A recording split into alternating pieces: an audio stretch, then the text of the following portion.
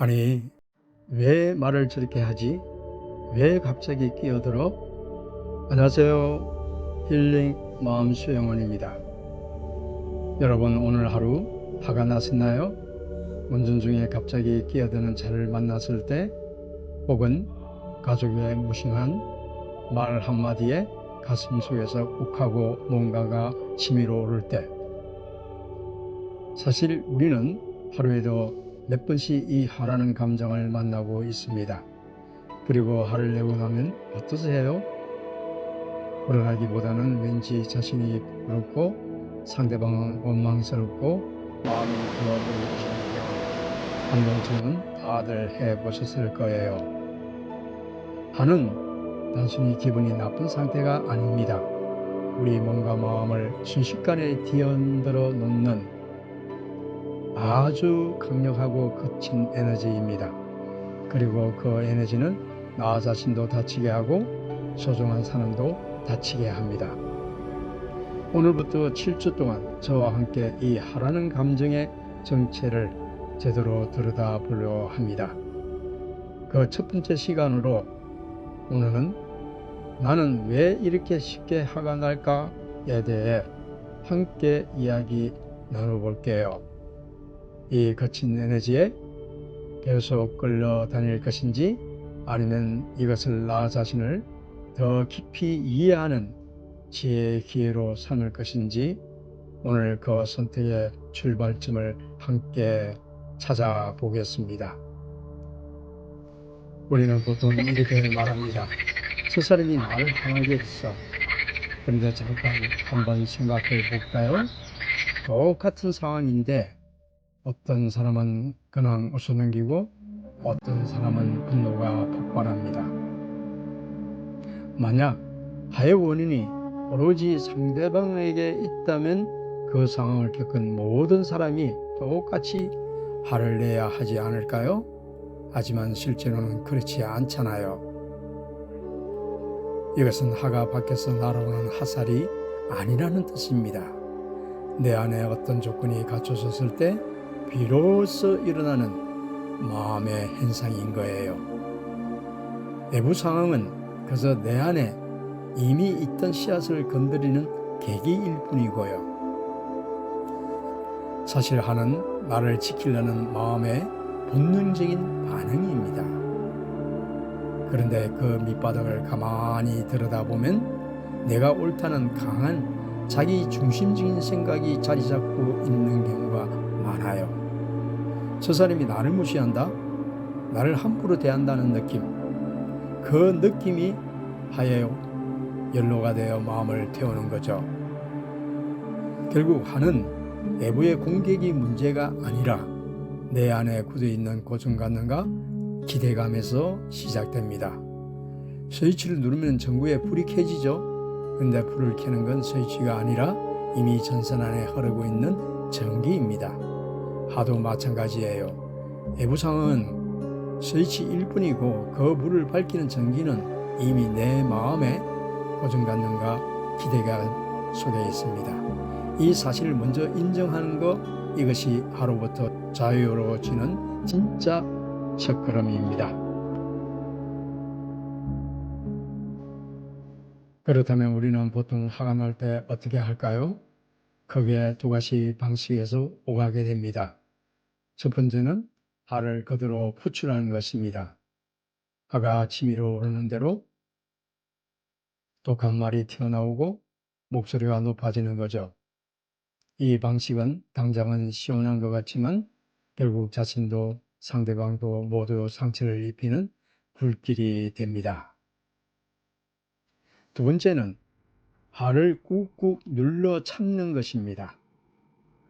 참는 게 미덕이야 라며 속으로 삭히지만 억눌린 화는 어디로 가는 게 아니에요.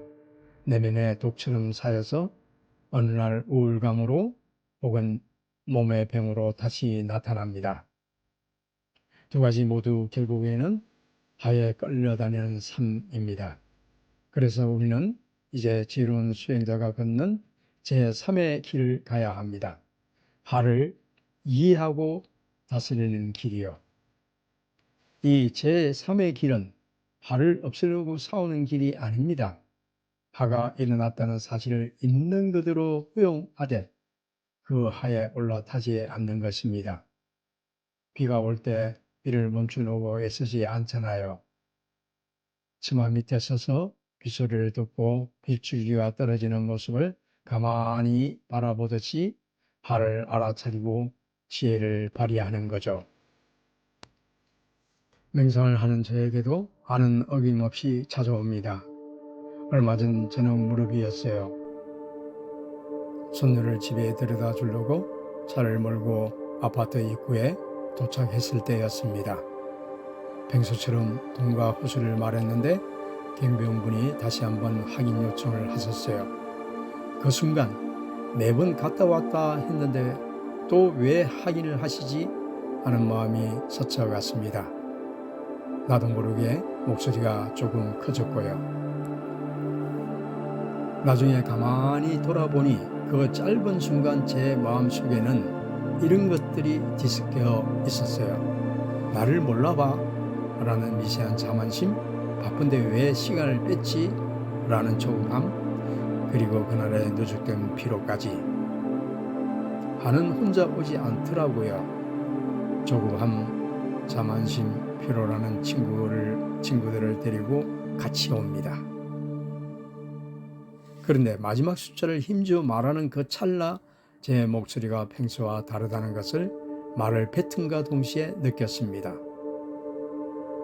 가슴속에서 하가 치밀어 터져 나오고 있다는 것을 알아차린 거예요. 비록 목소리는 이미 커진 뒤였지만 지금 마음에서 하가 일어나고 있구나 라는 인식이 번뜩이었습니다. 이것이 바로 알아차림의 시작입니다.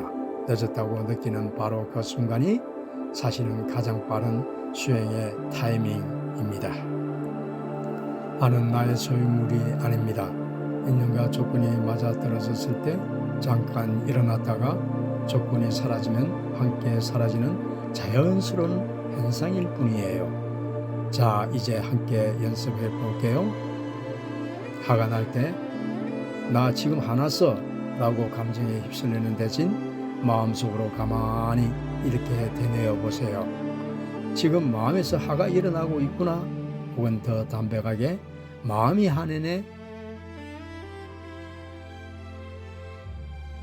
여기서 중요한 것은 화를 나와 분리해서 바라보는 것입니다. 마음이 화났다라고 알고 객관적으로 지켜볼 수 있을 때 비로소 나는 화의 주인공이 아니라 관찰자가 됩니다. 그리고 한 걸음 더 나아가 화가 났다는 것을 알아차린 후에는 몸의 감각이나 호흡 등으로 주의를 옮겨보세요.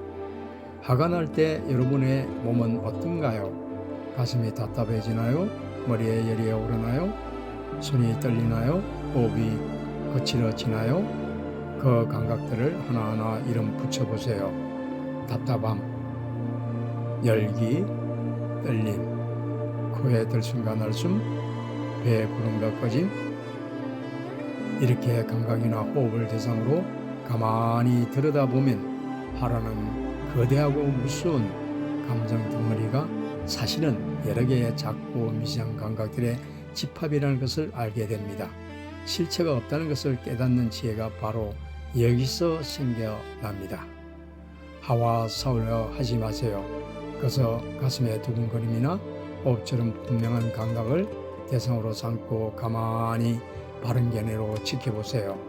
바른 견해란 이것은 원인과 조건에 의해 일어나고 사라지는 자연의 이치다 라고 이해하고 몸과 마음의 대상을 받아들이는 것입니다. 우리가 경험하는 모든 현상은 단지 하나의 대상일 뿐입니다. 좋아하거나 싫어할 무언가가 아니에요. 처음에는 쉽지 않을 거예요. 그래서 이 연습을 드리고 싶어요.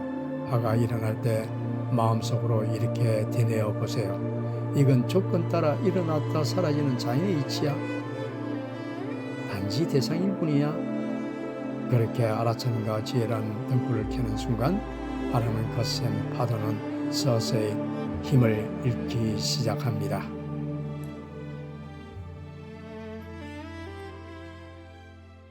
알아차림이 반박자 늦어서 이미 말을 내뱉었다고 해도 괜찮습니다. 엎질러진 물을 닦는 그 행위 자체가 이미 고귀한 수행이거든요. 처음에는 화를 내고 나서야 알아차리게 됩니다. 그 다음엔 화를 내는 도중에 알아차리게 되고 더 나아가면 화가 일어나려는 그 찰나에 알아차리게 됩니다. 서두르지 않아도 됩니다. 알아차리려는 그 마음 자체가 이미 수행입니다. 이번 주 미션을 드릴게요. 화가 날 때 억누르거나 폭발시키는 대신 마음속으로 딱 이 한 문장만 되뇌어 보세요. 마음이 화내네. 이 작은 한 문장이 여러분의 하루에 얼마나 큰 평온을 가져다 주는지 직접 느껴보시기 바랍니다. 다음 2편에서는 화가 시작되는 그 구체적인 찰나를 포착하는 방법을 함께 나누겠습니다. 오늘 이야기가 도움이 되셨다면 구독과 좋아요로 마음을 나눠주세요. 여러분의 평온한 한 주를 진심으로 기원합니다. 늘 평안하십시오.